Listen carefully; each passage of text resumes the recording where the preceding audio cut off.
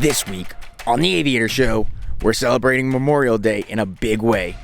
We're introducing a new series to this channel highlighting Aviator Alumni pilots from around the world. I'm Jimmie Young. This is the Gunnison Gorge National Conservation Area in Montrose, Colorado. And letting them tell their stories of life after Aviator. Release. Hands up. Release. To pay homage to the brave men and women who served this great country, we're beginning this series with Master Sergeant Jimmie Young. We're about to have the highest of the highs, not only emotionally, but truly elevation-wise. Reese and the family are traveling 6,000 miles to bring you closer to the action than ever before. Inflation, rocketing up, there it goes. We learn firsthand from a combat veteran how to deal with the highest of highs and lowest of lows. Keep liking and sharing these videos so we can continue bringing you amazing PPG content. I'm Jimmie Young. We're currently located in Ouray, Colorado, which is also known as Switzerland of America, and this is Life After Aviator.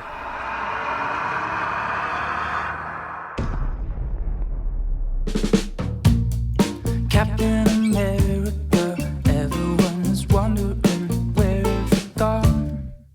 I trained at Aviator in Virginia, August of 2020. Just guide that wing to me. We're just guiding at this point, okay? It's going to tuck you, so pull, dig. Release. Hands up. Release. Come to me. Keep coming to me. Step this way. Yes, buddy. Yes, perfect. I did 20 years in the Marine Corps, and I was looking for a radical change in my life. So I decided to retire. The very next day, I was at Aviator for training. And your mission statement talked about you're here to radically change lives. So that's exactly what I'm doing right now. So last year, September, I went on a no-notice operation to Afghanistan. A whole bunch of bad things happened there, and I've been suppressing PTSD. It would come up, then it would go away, come up, go away. I had it under control for a long time, but in September, I couldn't control it anymore. Finally, in December, man, I just said, hey, I gotta take a knee. I actually need to talk to someone. But my biggest fear was I don't want to be on medication. I met a guy that knew someone in a place called Resurgence PPG, and I just talked to someone and they're like, dude, you need to check out this sport. This might be the one thing that can get you away from the world and get you some mental freedom. Sorry for the super long story, I just gotta give you like my journey to get here. 4 days after graduating, sold my house, moved to Western Colorado sight unseen, just based on some YouTube videos of how amazing the public lands and the outdoor recreation opportunities were. Going into Aviator, I had a 5-year plan, and I'm 2 years into executing on this. So the plan was to become a trike pilot, get a trike, but I wanted to have one built specifically for elk and caribou hunting. So that way my hunting buddy and I could go up to northern Alaska, pull out caribou and bear, and having a trike would enable us to access landlocked places that the normal human being probably one would never be able to get into, or two, they would destroy their body walking many miles in and then having to carry all that stuff out, plus elk quarters many miles. So I believe in work smarter, not harder, buy once, cry once, and absolutely just execute. The most challenging flight that I've ever done was about 40 miles west of here. It was at 9,400 feet, 6 feet of snow on the ground, of course 0 wind, and the snowpack was very weak, so I had a fire chief, an EMT, and a nurse practitioner with me just as safety. On my 4th and final attempt, I was able to launch, but it was a 180-degree crosswind launch. I ran out of LZ where the land then drops down into a valley. So I did get up, but the Moser 185 was stressed to the max, and it wasn't producing much thrust once I did get in the air.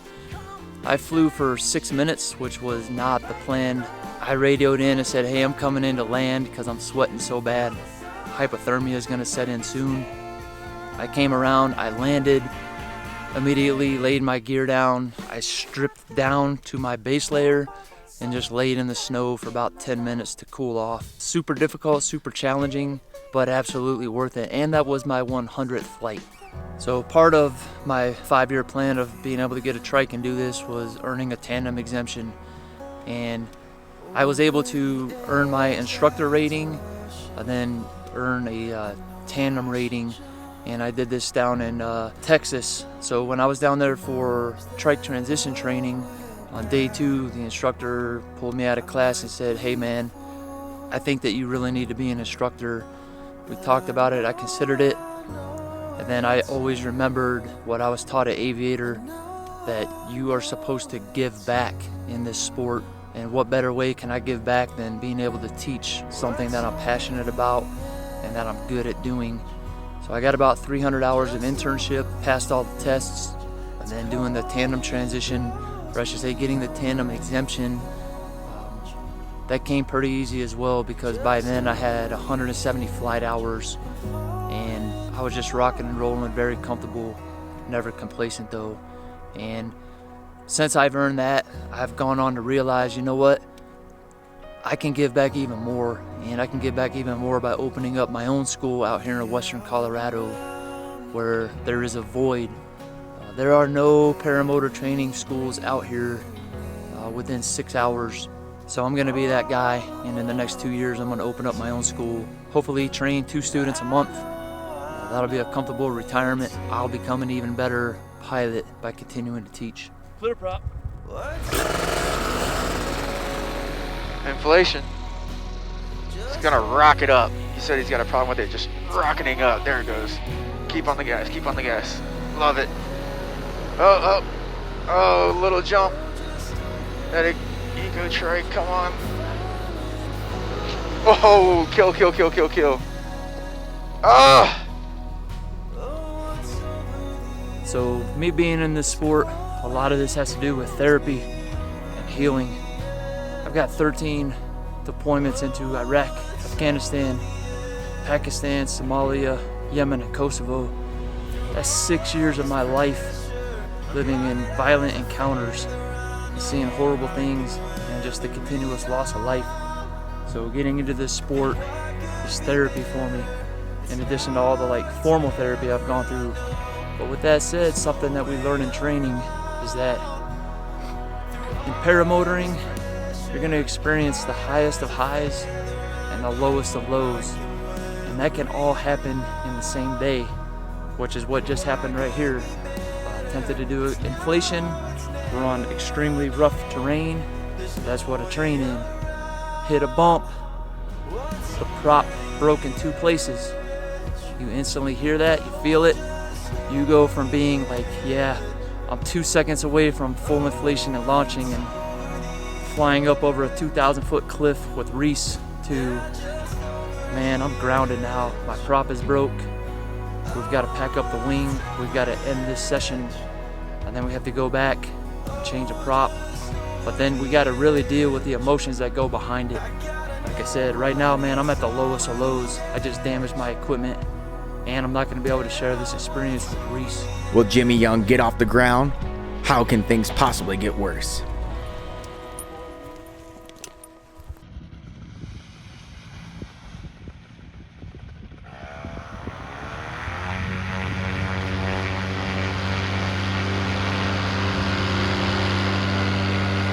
Oh, thank gosh, Eric lent me this motor and this wing combination, because I am definitely set up to be a Florida boy, not a Colorado man.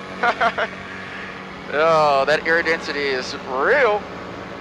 So Jimmie's got a secret to tell. Not too big of a secret, but Jimmie's getting married in less than 30 days, 1 month's time, to his girlfriend, now fiance, Meg, who is a nurse practitioner. She's an amazing person. I just met her, and I'm excited for Jimmie taking the next step. He is so excited. An extremely amazing host the family has been. Congratulations to Jimmie and Meg, who's getting married in less than 30 days. What an amazing place to live. Montrose, Colorado. All right, debrief. My launch, first launch blown. I chalked it up to not running. I turned to one side. It looked like it was parachutal. so I immediately gave up. Having all the equipment on, the camera stuff, the extra snow pants, all kind of snag points. If something's not going right, I don't want to force it, especially by adding power. I luckily was able to get the cage underneath the lines, and it sat right back down. But, you know, not being from Colorado, not used to having all this extra snow gear, definitely a challenge. And you were saying that that was your big hurdle? Yeah, I mean, you train at sea level in shorts and t-shirts, and then you come out to, you know, high elevation. Now you're bundled up. The mental fatigue that you automatically assume by layering all this stuff up, it's not normal. It takes a lot of acclimatization and building up and just doing this. But I love all the self-assessment that you did and realizing, hey, this happened, this happened, this happened while you're on the ground, in the air, and landing. And you talk about the lines having, these are sagebrush and also tumbleweeds, and you're laying out in that stuff, and you have to deal with that, but you have to make sure your lines are clear, but you're thinking about it the whole time. Right. I hope something's not in my lines and tangled and is going to mess this thing up. You made all the right calls. You didn't feel that you had a good inflation, so you killed the motor and you laid it down. And you reset. Let's keep a good positive mental attitude and come back on it. Hey, that second launch attempt was beautiful. Thanks, man. Yeah, dude. But coming off the ground, the factory R didn't have the power that I was used to, which was, again, you know, a little skeptical, like, is everything running smoothly? Getting to altitude was a rocky roller coaster, butt puckering moment. I've got no gloves on my hands. I'm starting to get cold. My feet that were sweating on the ground are now starting to chill. And it was a frightful experience to try to stow a brake and then try to dig through your harness to find your gloves, to remove the gloves, while all the while possibly taking collapses and little mini deflations on the wingtips. It's just a very complex environment that we take for granted when we have nice, beautiful grass fields in Florida with zero mountainous turbulence. But I would love to see another opportunity out here in Colorado, and love to see your future endeavors going out to the wilderness. Yeah, it's going to be amazing. I'm so glad that you got this opportunity and that you got to run into the sky at 6,500 feet and experience this. And we talked a little bit about your bump factor and that you're not used to getting rotor and bumps. And you said it was about a level 7. Yeah. Well, that's what I've trained in. You know, since the moment I left Aviator, I went from level 0 to level 7, figure this out, be safe, and then become very proficient. I'm so thankful for the opportunity that you got and you executed. I want this hug one more time. Hell yeah, dude. Yeah, man. I love you too, brother. Sometimes you got to be ground support, and this inadvertently was my ground support day. But yeah, 27 days to go, getting married, and you know, enjoying the partner of my life and truly an amazing wing buddy. Couldn't ask for anyone else better to lay the wing out. And also, she's my safety check, always making sure that I have that positive mental attitude no matter what. In the back of the room with your friends, getting tired of how have you been? Yeah, it's fucking cold. Man, I absolutely love my flying environment, and that I can fly somewhere new, somewhere unique, and somewhere exciting, all on public lands every single day. Like this, I can't tell you the amount of joy that this brings to me. And you know, we're about to have the highest of the highs, not only emotionally, but truly elevation-wise. And I live for this, man. Why would you not want to get up at 4 in the morning and come do this and adventure and just get after it? And by the way, this is May 25th. We still have snow up here. We got a moonrise. We're about to have a sunrise. You cannot make this up, and it's free. It's public land. So for every Aviator alumni out there that pays their taxes, I have to say thank you, because you're enabling me to come and enjoy these public lands like this. So right now we're driving through the Uncompahgre National Forest. I get to fly in this. This is my backyard, and look at the snow on that mountain over there. There's a bear in the woods. Hey guys, come hunt Colorado, come fish Colorado, come fly Colorado, but bring TP. Time to get filming.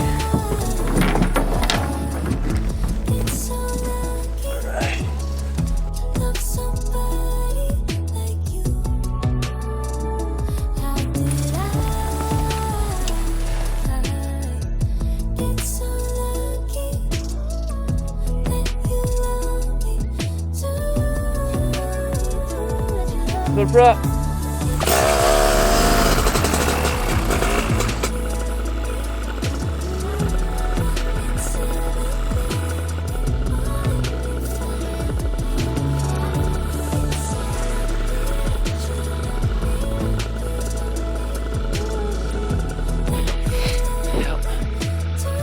Clear the pulley.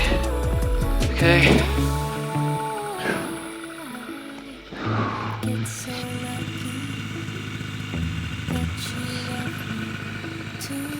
Come on, motherfucker! Come on! Come on!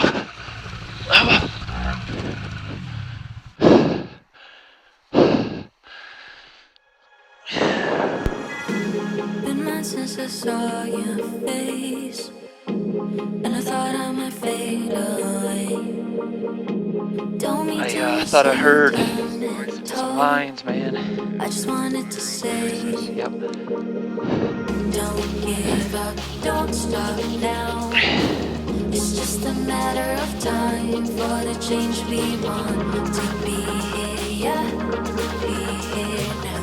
I got you. Super difficult when it's a no-wind launch and you're at 9,300 feet. You have to run, continue to run, and hope that you get the slightest little gust to inflate the wing. Because if not, you'll run 60 to 80 yards out here, and that wing still might not come up. Hey guys, it's Reese. We just watched Jimmie do 4 attempts. It's very early morning, no wind, light and variable, so it could be worse. It could be a little tailwind, you don't even know it. We repositioned our windsock away from the tree line so we'll get a more accurate reading. I'm gonna go up and we're just gonna slow everything down. It's 9,300 feet elevation, very, very thin air, and it's gonna be a fast takeoff. There's a Spider 24, a limitless frame with a factory R. All right, what you didn't see was me laying out the wing, realizing we had a big rat's nest, getting it untangled, and the wind shifting 180 degrees. Clear! Let's do it.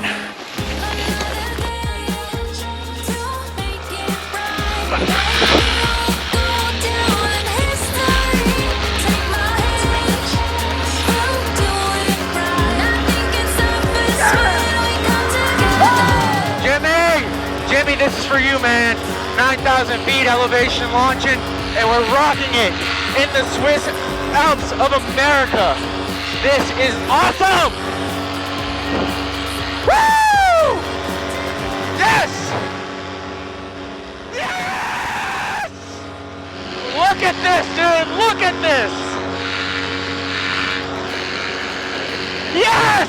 Starting a slow right-hand turn. Might be getting rotor off of that big lip right there. Whoa, whoa, whoa. Big air, big air. Whoa. Look at this view, guys. Are you kidding me? And yeah, we're gonna abort. We're not gonna get close to these mountains. We're not gonna get close to those mountains. I really wanna go touch snow. It's just not worth it. The air is very turbulent near those big hills. And this is just one for the record books. Jimmie Young has the most incredible backyard I've ever seen. This has been my top flight outside of learning to fly. This factory R and limitless flame is truly limitless. Do a little S turns, trying to lose some altitude. We got our windsock ahead of us. Got a clear visibility of the wind line. Let's try to put it down right by Jimmie.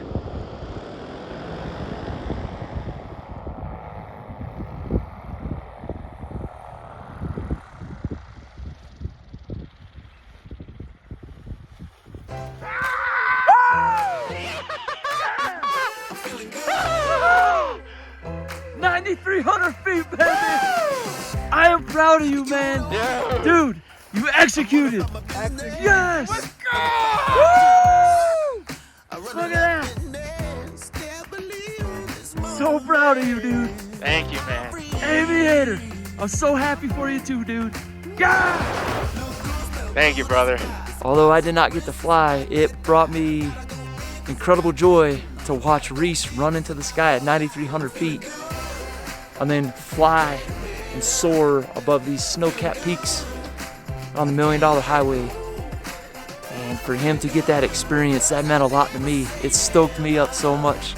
I was down here whooping, yelling, just so motivated, and you could hear the sound just echo through this canyon. Probably all the way down to Ouray, a couple miles down the road. Not knowing this location, I would never fly. Ever would put a wing in the air just because it's out of my safety profile. Every single one of us should be utilizing our brothers and sisters in the network. These are our resources. This trip and visiting with Reese, to be out here, share these experiences with him, man, it brought me up a whole lot. Thank you so much. Yeah, dude. I love it like a brother. And again, this is sort of like the military. When you haven't seen a brother or sister in a long time, years go by, and it's like, I just saw you yesterday, man. 2 years. Congratulations, brother. Thank you, brother. Flight of a lifetime.